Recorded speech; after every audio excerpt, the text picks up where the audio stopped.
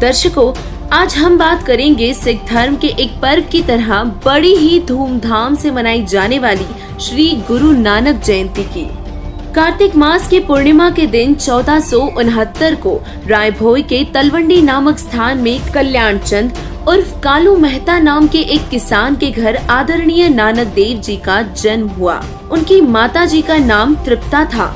तलवंडी को ही अब नानक जी के नाम पर नानकाना साहब कहा जाता है, जो पाकिस्तान में है। दर्शकों, 16 वर्ष की आयु में गुरु नानक देव जी का विवाह बीबी सुलखनी जी से हुआ, जिसके बाद श्रीचंद और लक्ष्मी चंद नाम के 2 पुत्र प्राप्त हुए। ये तो हुई नानक देव जी के जीवन से संबंधित जानकारी। अब हम जानेंगे नानक देव जी के पूर्व जन्मों के बारे में। दर्शकों, सतयुग में गुरु नानक देव जी वाली आत्मा राजा अम्बरीश थे, जहां पूर्ण परमात्मा संत रूप में उन्हें मिले और भक्ति करने के लिए प्रेरित किया। परंतु राजा अम्बरीश परमात्मा द्वारा बताई सद्भक्ति न करके भगवान विष्णु जी को ही अपना इष्ट मानकर ब्रह्म तक की उपासना करने लगे। दुर्वासा ऋषि जी को भी उनके सामने नतमस्तक होना पड़ा था।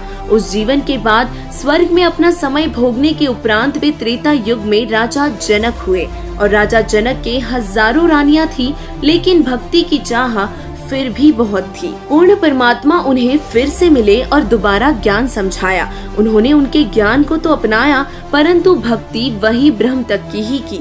राजा जनक फिर स्वर्ग का समय भोग कर कलयुग में गुरु नानक देव जी के रूप में कालू राम मेहता खत्री के घर पर हिंदू परिवार में जन्मे। नानक जी के पूर्व जन्मों का प्रमाण श्री गुरु ग्रंथ साहिब में साखी अजित रंधावेदी में पृष्ठ 423 पर है और भाई बाले वाली जन्म साखी में भी मिलता है। दर्शकों, ये तो है गुरु नानक देव जी के पूर्व जन्मों का इतिहास, जो अधिकतर सिख धर्म के लोग जानते हैं। साथ ही नानक जी की जीवनी से भी परिचित हैं। पर अब हम आपको नानक जी से जुड़ी वो बातें बताना प्रारंभ करेंगे जो सिख धर्म के लोग भी नहीं जानते। तो चलिए जानते हैं गुरु नानक देव जी की जीवनी के वो महत्वपूर्ण पल। पहले जन्मों में जब नानक जी राजा थे तो हजारों लाखों की संख्या में उनके नौकर हुआ करते थे और फिर वही आत्मा सुल्तानपुर के राजा के यहाँ नौकर लगी। इतनी भक्ति करने के बावजूद भी उनका मोक्ष नहीं हुआ और बार बार जन्म लेना पड़ा। पर सोचने की बात ये है कि इतने युगों से गुरु नानक देव जी वाली आत्मा भक्ति करती आ रही थी, परंतु उन युगों में उनका मोक्ष नहीं हुआ। फिर कलयुग में नानक देव जी का मोक्ष आखिर कैसे हुआ? उन्होंने ऐसी कौन सी भक्ति की जिससे उनका फिर पुनर्जन्म नहीं हुआ? तो चलिए आगे बढ़ते हैं और सबसे पहले जानते हैं नानक जी के गुरु जी के बारे में। गुरु नानक देव जी के गुरु जी के बारे में शायद ही कोई जानता हो। जो जानते हैं वो उनके गुरु जी का नाम नहीं जानते। बस इतना पता है कि नानक जी के गुरु जी बाबा जिंदा थे, तो कोई कहता है कि पंडित उनके गुरु थे जिन्होंने उन्हें अक्षर ज्ञान दिया था, और जो नहीं जानते वो कहते हैं कि नानक जी का कोई गुरु नहीं था। तो पहले हम ये सिद्ध करेंगे कि गुरु नानक देव जी ने भी गुरु बनाया था, जिनसे उन्हें अक्षर ज्ञान नहीं आध्यात्मिक ज्ञान हुआ था। भाई बाले वाली जन्म साखी के 251 पृष्ठ पर सिद्धा नाल गोष्ठी होई टॉपिक में नानक जी मर्दाने को कहते हैं कि सानू करतार ने एड्डा वड्डा यानी इतना बड़ा गुरु मिलाया है जो परमात्मा से कम नहीं और उसकी कृपा के बिना हमें दिखाई नहीं देता, यानी उसकी कृपा के बिना उसके दर्शन नहीं होते। इससे स्पष्ट होता है कि नानक जी के गुरु जी थे। भाई बाले वाली जन्म साखी के 252 पृष्ठ पर सिद्धा नाल गोष्ठी होई टॉपिक में आगे सिक्खी और चली में मर्दाना ने नानक जी से पूछा कि आपको जो गुरु मिला था उसका नाम क्या है? गुरु नानक जी ने बताया कि उसका नाम बाबा जिंदा है। उसे बाबा जिंदा कहते हैं। जल और पवन उसके हुक्म पर चलते हैं और अग्नि और मिट्टी भी उसके हुक्म में है। फिर मर्दाना पूछता है कि हम भी तो आपके साथ ही थे, फिर आपको वो गुरु कब मिला? नानक जी ने बताया कि जब सुल्तानपुर में मैंने डुबकी लगाई थी तब तू हमारे साथ नहीं था और मैं 3 दिन उसी के पास रहा था। मर्दाने, वो ऐसा गुरु है जिसकी सत्ता संपूर्ण जगत को आसरा दे रही है। इस पृष्ठ पर नानक जी ने अपने गुरुजी के बारे में और भी बहुत कुछ बताया है। प्राण संगली के पृष्ठ 15 पर अध्याय जीवन चरित्र नानक जी में स्पष्ट किया गया है कि जब नानक जी 1554 में बेई नदी पर स्नान के लिए गए थे, तब उन्हें वहाँ साधु मिला था जो उन्हें सचखंड लेकर गया और उन्होंने उन्हें सतनाम का भेद भी दिया। इन सभी से स्पष्ट होता है कि नानक देव जी के गुरु जी थे। अब आपको उनके गुरु जी के नाम से परिचित करवाते हैं। भाई बाले वाली जन्म साखी हिंदी वाली के पृष्ठ 197 पर काजी रुकनदीन सुरा के साथ वार्ता में नानक जी ने काजी रुकनदीन से कहा, रुकनदीन सच्चा सुनो जवाब, चारों कुंट सलाम कर ता तु ही होई सवाब। आगे 198 पृष्ठ पर लिखा है, खालिक आदम सिर जिया आलम बड़ा कबीर, कायम दायम कुदरती सिर पीरा दे पीर। आगे फिर इसी पृष्ठ पर लिखा है, सजदे करे खुदाई नु आलम बड़ा कबीर। इसमें स्पष्ट है कि आदम यानी मनुष्य की सृष्टि करने वाला आलम बड़ा कबीर है और वो सभी पीरों का पीर है।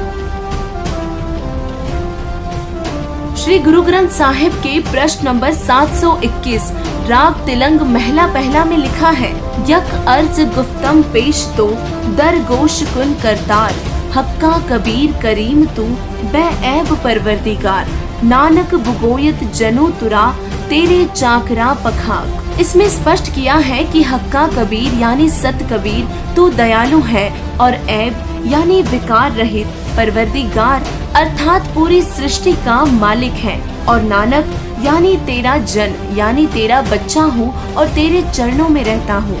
इससे सिद्ध हो गया कि नानक जी के गुरु जी कबीर साहिब जी हैं। कौन कबीर?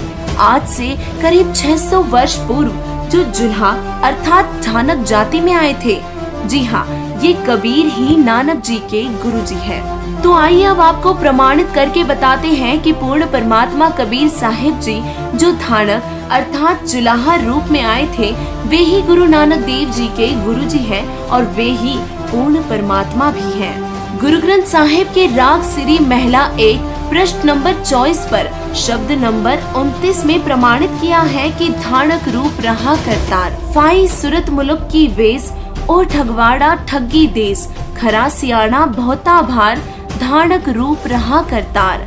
मैं कित्ता न जाता हरामखोर, उह किहा मुह देसा दुष्ट चोर, नानक नीच कह विचार, ढानक रूप रहा करतार। इससे सिद्ध हुआ कि नानक जी के गुरु जी ढानक यानी जुल्हा जाति में इस संसार में लीला कर रहे थे। गुरु ग्रंथ साहिब के 731 पृष्ठ पर लिखा है, नीच जाति परदेशी मेरा, खिन आवे तिल जावे, जाकी संगत नानक रहंदा, क्यों कर मोंडा पावे। ये स्पष्ट हो गया कि जिसकी संगत यानी शरण में नानक जी थे यानी उनके गुरुजी, वो नीच जाति यानी जुल्हा जाति में लीला कर रहे थे और नानक जी ने प्रेम से कहा था कि नीच जाति परदेसी मेरा। इन सभी प्रमाणों से स्पष्ट होता है कि कबीर साहिब जी श्री नानक देव जी के गुरुजी भी हैं और ये ही पूर्ण परमात्मा पूर्ण करतार भी हैं। नानक जी कौन सी भक्ति करते थे? पहले श्री नानक देव जी एक ओमकार अर्थात ओम मंत्र का जाप करते थे तथा उसी को सत माना करते थे। उन्हें बेई नदी पर कबीर साहिब ने दर्शन देकर सतलोक अर्थात सचखंड दिखाया तथा अपने सतपुरुष रूप को दिखाया। तब श्री नानक जी अकाल मूर्ति को पाकर उनके चरणों में गिरकर उन्होंने सत्य नाम सच्चा नाम प्राप्त किया। सतनाम का जाप मिलने पर नानक जी की काल लोक से मुक्ति हुई। सिख धर्म में जो सभी लोग जपते हैं सतनाम वाहे गुरु, असल में वो सतनाम नहीं है।